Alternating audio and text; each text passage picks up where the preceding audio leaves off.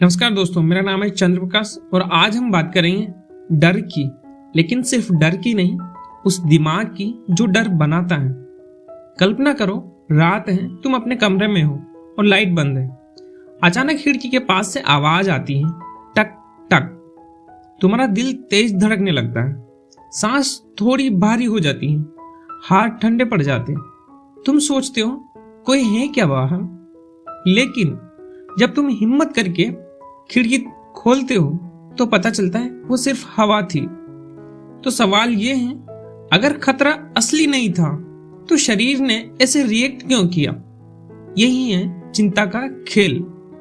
हमारे दिमाग में डर पैदा करने वाले दो सिस्टम होते हैं। पहला सिस्टम अलार्म सिस्टम और दूसरा सोचने वाला सिस्टम।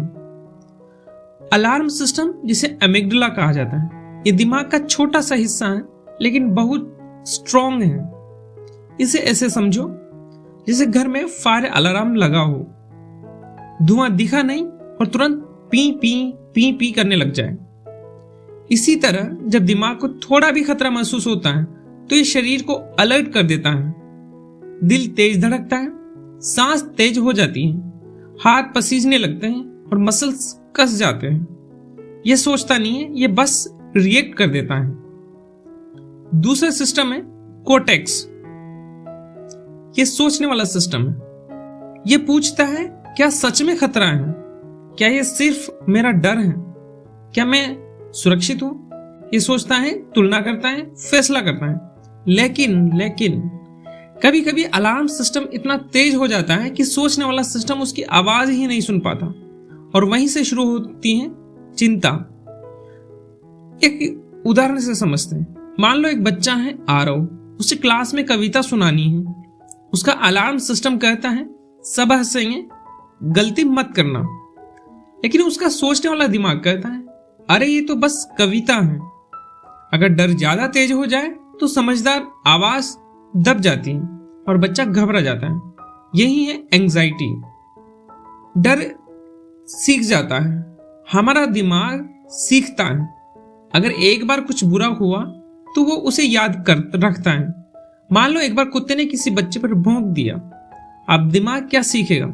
हर कुत्ता खतरा होता है, चाहे वो शांत हो चाहे वो सो रहा हो। इसे कहते हैं डर की training of fear.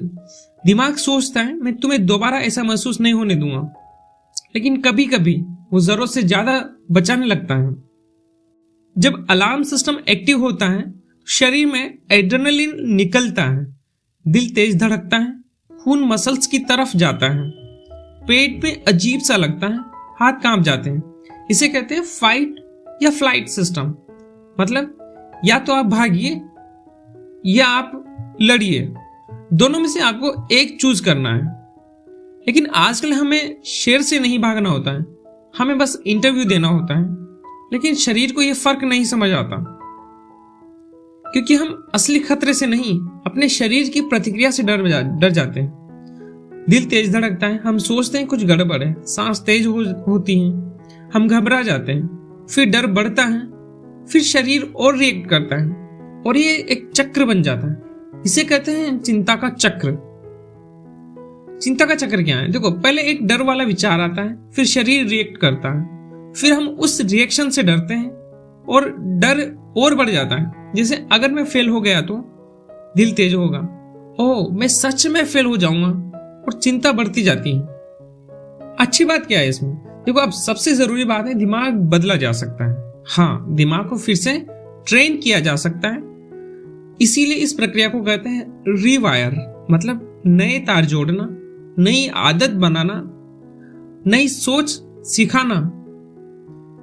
For example, अगर तुम रोज एक ही रास्ते से खेत में चलो तो वह पगडंडी बन जाएगी। दिमाग भी ऐसा ही है, जिस सोच को बार बार दोहराओगे वही मजबूत हो जाएगी। अगर रोज सोचो मैं नहीं कर सकता तो वही रास्ता पक्का हो जाएगा। लेकिन अगर रोज सोचो मैं कोशिश कर सकता हूं तो नया रास्ता बनेगा। दो तरह की चिंता होती है, एक शरीर वाली चिंता, दूसरी सोच वाली चिंता। अगर शरीर वाली चिंता है तो हमें सांस और रिलैक्सेशन से मदद मिलेगी। अगर सोच वाली चिंता है तो हमें अपनी सोच को चुनौती देनी होगी। जैसे मान लो कोई इंटरव्यू देने जा रहा है, वो सोचता है अगर मैं रिजेक्ट हो गया तो, ये सोच वाला डर है। लेकिन इंटरव्यू हॉल में बैठते ही दिल तेज धड़कता है, हाथ में पसीना आने लगता है, ये शरीर वाला डर है। अगर वो सिर्फ सोच बदलेगा तो शरीर शांत नहीं होगा, अगर वो सिर्फ सांस लेगा तो नकारात्मक सोच वापस आ जाएगी। इसलिए दोनों को समझना जरूरी है। आज आपने क्या सीखा? देखो, डर कैसे काम करता है, दिमाग के 2 सिस्टम क्या है, चिंता का चक्र कैसे बनता है, और सबसे जरूरी कि दिमाग बदला जा सकता है। अगले भाग में हम सीखेंगे इन तारों को कैसे बदला जाए, कैसे डर का सामना किया जाए, कैसे दिमाग को नई दिशा दी जाए। याद रखिए, आपका डर आप नहीं है, आप उससे कहीं ज्यादा मजबूत हैं। चलिए अब शुरू करते हैं पार्ट 2। अगर आपके घर का अलार्म बार बार बिना आग के बजने लगे तो आप क्या करेंगे? हर बार भागेंगे या अलार्म को ठीक करवाएंगे? आज हम अपने दिमाग के अलार्म को ठीक करना सीखेंगे। डर को हराने का सबसे ताकतवर तरीका है एक्सपोजर। एक्सपोजर का मतलब क्या है? भागना नहीं है, धीरे धीरे सामना करना है, थोड़ा थोड़ा, कदम दर कदम। जैसे रवि को लिफ्ट से डर लगता है, वो हर दिन सीढ़ियां चढ़ता है। उसका दिमाग क्या सीख रहा है? लिफ्ट खतरा है, सीढ़ियां सुरक्षित है। लेकिन सच क्या है? लिफ्ट सुरक्षित है। अगर रवि हर बार बचता रहेगा तो उसका डर और मजबूत होता रहेगा। एक्सपोजर कैसे करें? देखो, सीधे 10वीं मंजिल तक मत जाओ। पहला कदम लिफ्ट के पास खड़े हो जाओ, दूसरा कदम दरवाजा खुलते देखो, तीसरा कदम 1 मंजिल जाओ, फिर 2 मंजिल, धीरे धीरे पूरा सफर। हर बार दिमाग सीखता है कुछ बुरा नहीं हुआ, और यही रीवायरिंग है। कभी कभी शरीर पहले घबराता है, इसलिए हमें शरीर को सिखाना पड़ता है तुम सुरक्षित हो। सांस की शक्ति अब मेरे साथ कीजिए। देखो, 4 सेकंड में सांस अंदर लीजिए, 1 2 3 4 सेकंड रुकिए। अब 6 सेकंड में धीरे धीरे बाहर छोड़िए। जब हम लंबी सांस छोड़ते हैं तो शरीर को संकेत मिलता है सब ठीक है। धीरे धीरे दिल शांत होने लगता है। मसल रिलैक्सेशन, अपनी मुट्ठी कसिए, 5 तक गिनिए, 1 2 3 4 5। अब छोड़िए। महसूस कीजिए तनाव और आराम में कितना फर्क है। जब हम शरीर को रिलैक्स करना सिखाते हैं तो अलार्म सिस्टम शांत होना सीखता है। अब बारी है सोच की। कभी ऐसा विचार आया है, अगर मैं गलती कर दूं तो सब हंसेंगे? अब रुकिए और पूछिए, क्या सच में सब हंसेंगे? क्या पहले ऐसा हुआ था? अगर हुआ भी तो क्या मैं संभल नहीं पाया था? डर हमेशा सबसे बुरा सोचता है, लेकिन सच अक्सर इतना डरावना नहीं होता। डर कहता है तू फेल होगा। आप पूछे कितनी बार मैं पास हुआ हूं। जब हम अपने विचारों से सवाल पूछते हैं तो समझदार दिमाग मजबूत होने लगता है। सबसे बड़ी गलती क्या है? बचना, अवॉइड करना। अवॉइडेंस मतलब डर को रोज खाना खिलाना है। जितना बचोगे डर उतना बढ़ेगा, जितना सामना करोगे डर उतना घटेगा। आप कैमरे पर बोलना चाहते हैं, लेकिन हर बार सोचते हैं कल से। पहला दिन सिर्फ कैमरा ऑन करो, दूसरा दिन 10 सेकंड रिकॉर्ड करो, तीसरा दिन दोस्त को भेज दो। धीरे धीरे डर कम होने लगेगा।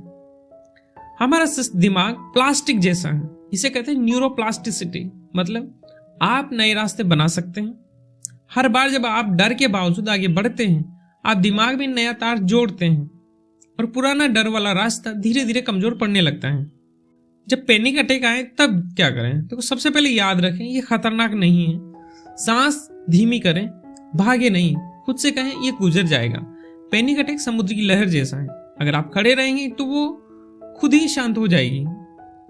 पेशेंस, रीवायरिंग एक दिन का काम नहीं है। जैसे जिम में एक दिन में बॉडी नहीं बनती, वैसे ही दिमाग में धीरे धीरे बदलता है। छोटे कदम, बार बार, लगातार। पर एक दिन आप महसूस करेंगे डर अब पहले जैसा नहीं रहा। डर आपका दुश्मन नहीं है, वो बस एक ज्यादा सतर्क दोस्त है जो हर आवाज को खतरा समझ लेता है। उसे सिखाइए कि अब आप बड़े हो गए हैं। हर आवाज खतरा नहीं है, हर गलती अंत नहीं है। आपका दिमाग बदला जा सकता है और आप अपने डर से ज्यादा मजबूत हैं। धीरे धीरे सांस लें और याद रखें परिवर्तन संभव है। नीचे कमेंट में लिखिए आपका सबसे बड़ा डर क्या है। हम मिलकर उसे छोटे छोटे कदमों में तोड़ेंगे, क्योंकि डर से भागना नहीं, उसे समझना और रीवायर करना है। तो थैंक यू दोस्तों। अगर आपको ये पसंद आई हो तो मुझे कमेंट में लिखिए। और फीडबैक दीजिए कि आगे हम क्या बेटर कर सकते हैं और आप किस किताब की समरी सुनना पसंद करें। Thank you.